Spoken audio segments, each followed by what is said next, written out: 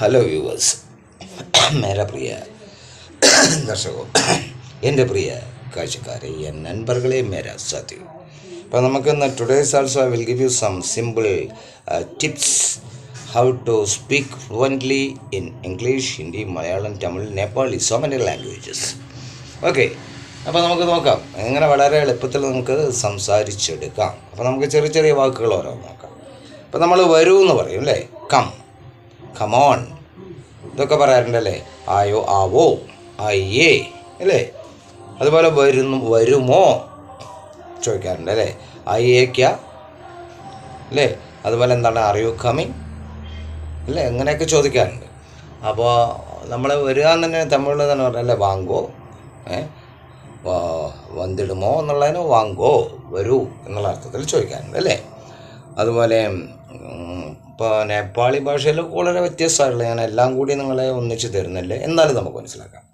അപ്പോൾ അതറിയാമല്ലേ, നമുക്ക് ചോദിക്കാം വെൻ വിൽ യു കം ചോദിക്കാറുണ്ട് അല്ലേ. താങ്കൾ എപ്പോൾ വരും, ഫ്യൂച്ചറാണ് ചോദിക്കുന്നത്, ഫ്യൂച്ചർ ടെൻസിലേക്ക് വരുന്നത്. ടെൻസസ് മാത്രമേ ഞാൻ നിങ്ങൾക്ക് എടുത്തു തരാം, വളരെ സിമ്പിളായിട്ട് മനസ്സിലായി. അത് വളരെ ഇമ്പോർട്ടൻ്റ് ആയിട്ടുള്ളതാണ്, നമുക്ക് സ്പീക്കിങ്ങിൽ ഉപയോഗിക്കേണ്ടതാണ്.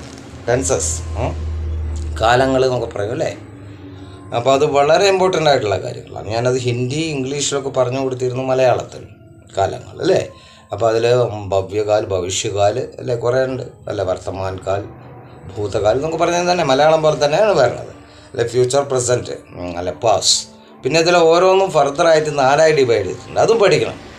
പഠിക്കുക എന്ന് പറഞ്ഞാൽ ഇത് എവിടെ യൂസ് ചെയ്യുന്നു, ഏത് സാഹചര്യത്തിലാണ് ഇത് യൂസ് ചെയ്യുന്നത്, അപ്പോഴാണ് നമുക്കത് ഓരോ ഭാഷയിൽ നമ്മൾ സംസാരിക്കുമ്പോൾ അത് ഉപയോഗിക്കാൻ കഴിയും. So you should have to know about the tenses very carefully, very thoroughly. മനസ്സിലായില്ലേ? എന്നാൽ നിങ്ങൾക്ക് പെട്ടെന്ന് തന്നെ സംസാരിക്കാൻ കഴിയും ഇത് ഉപയോഗിച്ചുകൊണ്ട്. മനസ്സിലായില്ലേ? അപ്പോൾ അങ്ങനെ നമുക്ക് നോക്കാം. അപ്പോൾ ഞാൻ പറഞ്ഞു വരുമെന്ന് പറഞ്ഞു അല്ലേ. അപ്പോൾ അതുപോലെ പോകൂ എന്ന് പറയും, പോകൂ എന്നൊക്കെ പലതരത്തിൽ പറയും അല്ലേ. ഗോ അല്ലേ, പോവുക. പോയി എന്നുള്ളതിന് വെൻറ്റ് എന്നാണ് ഉപയോഗിക്കുക, പാസ്റ്റ് ടെൻസ് അല്ലേ. ഗോ അല്ലേ, Joao Hindi may, Joao, പോങ്കോ Tamil may.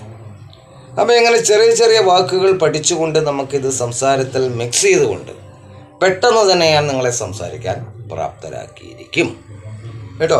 അപ്പോൾ അതുകൊണ്ട് ഞാൻ കൂടുതൽ നീട്ടുന്നില്ല. അപ്പോൾ I am wearing mala, I am a swami. So you can see the mala of the ideal of Shastra Ayyappa. Okay, then see you in my next video. Don't forget to watch my channels, my links in YouTube, Step Up with English Prakash TK Menon. Subscribe and share.